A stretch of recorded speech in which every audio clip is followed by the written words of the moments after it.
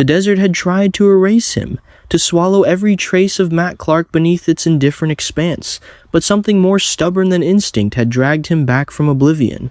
He moved like a ghost stitched together by rage, his body trembling under the weight of trauma and dehydration, his mind splintered into fragments that refused to align. Blood had dried against his temple, a cruel reminder of the moment he had been left for dead. The world around him felt unreal, as if the heat itself were bending time, but one sensation refused to blur or fade the suffocating, all-consuming fury that pulsed through him with every labored breath. He could not remember every detail, not in sequence, not with clarity.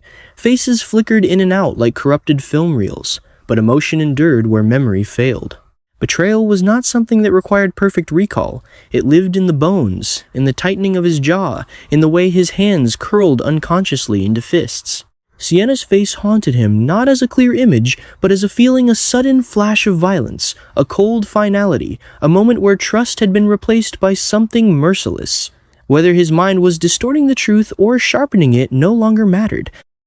In his fractured state, certainty was built on instinct, and instinct told him he had been wronged in a way that demanded retribution. When he stumbled into the roadside diner, he did not enter as a man seeking refuge, but as something far more volatile.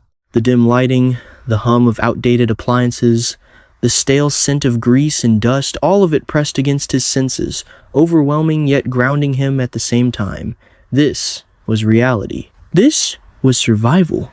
His reflection in a cracked mirror near the counter startled him for a moment. The stranger staring back was gaunt, eyes hollow yet burning with a quiet, dangerous intensity. That man looked capable of anything, and perhaps that was the only advantage Matt had left. Every movement felt deliberate, calculated, even when driven by instinct.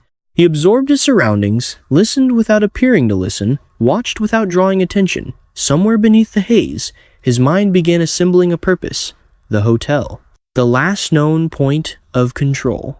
If anything of his plan remained intact, it would be there.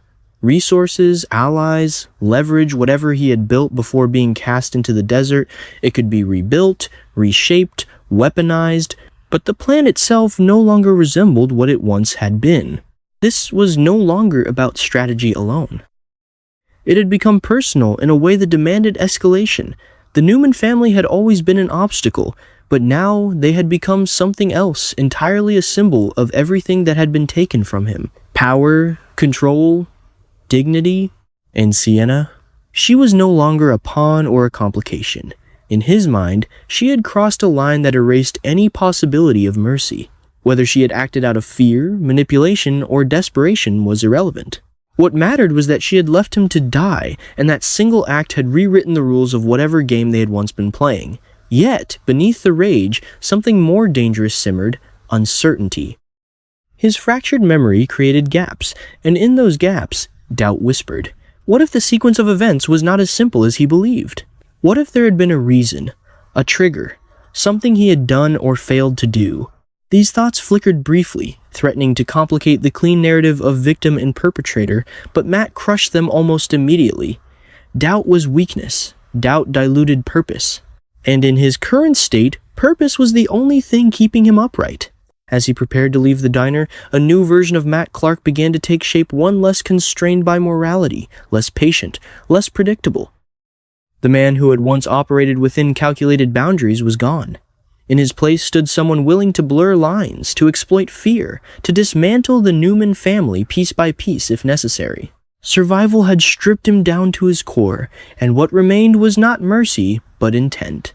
Far from the desert, in a world that felt deceptively stable, Sienna was unraveling. The illusion of control had shattered the moment she convinced herself that she had taken a life. That belief clung to her like a second skin, suffocating and inescapable. Every quiet moment became a battlefield where her thoughts turned against her, replaying distorted fragments of what she believed had happened. The human mind, when cornered by guilt, had a way of amplifying its own torment, and Sienna found herself trapped in a loop she could not break. Her reflection became something she avoided, not out of vanity, but out of fear of recognition. She no longer trusted the person staring back at her. That version of herself felt capable of something irreversible, something monstrous. The weight of that possibility pressed down on her, eroding her sense of identity. Was she a victim of circumstance, or had she crossed a line she could never uncross?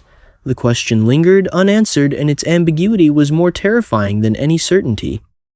Noah Newman's presence offered a fragile anchor, but even that stability was beginning to strain under the pressure. His attempts to ground her, to provide reassurance, felt distant, as if filtered through a barrier she could not dismantle. Part of her wanted to cling to that support, to believe that she was not alone in this spiral. But another part, darker and more insistent, warned her that trust was dangerous. That reliance would only make the eventual collapse more devastating. Sharon's influence loomed heavily, not as a direct confrontation, but as an unrelenting presence that shaped every decision Sienna made. Expectations, judgments, unspoken pressures, they formed an invisible cage that tightened with every passing day. Sienna felt scrutinized, as if any misstep would expose her secret, confirm her worst fears, and destroy whatever remained of her life. That paranoia fed into her instability, creating a cycle that pushed her further from clarity. In her most vulnerable moments, Sienna's mind began to rationalize extreme actions. If the truth threatened to surface, perhaps it needed to be buried more deeply. If there were loose ends, perhaps they needed to be tied in ways that ensured silence. These thoughts horrified her, yet they also revealed how far she had been pushed. Fear had begun to reshape her morality, bending it in ways she would have once rejected without hesitation. The tension between who she had been and who she was becoming created a fracture within her that grew wider with each passing moment. She oscillated between desperation and denial, between the need to confess and the instinct to protect herself at all costs. That internal conflict manifested in unpredictable ways, sudden bursts of anger, moments of withdrawal, decisions that seemed rational in isolation but dangerous in their cumulative effect. Unbeknownst to her, the foundation of her fear was built on a false assumption. The man she believed she had killed was not only alive, but evolving into something far more dangerous than she could have anticipated. The truth, when it inevitably surfaced, would not bring relief. It would bring consequences violent, immediate, and inescapable. As these two trajectories moved toward collision, the world around them began to shift in subtle but significant ways. Alliances would be tested, loyalties questioned, and every character caught in the crossfire would be forced to confront their own limits. Matt's return would not be quiet or calculated in the traditional sense. It would be disruptive, targeting not just the Newman family's external stability, but their internal fractures. And Sienna, already teetering on the edge, would find herself pushed into a position where every choice carried irreversible weight. The line between victim and perpetrator would blur, and in that ambiguity, the true nature of each character would emerge not as they wished to be seen, but as they truly were when stripped of pretense. The desert had failed to claim Matt Clark, but in sparing him, it had unleashed something far more destructive. Meanwhile, the belief in his death had already begun to destroy Sienna from within. When those two realities finally converged, the result would not be resolution.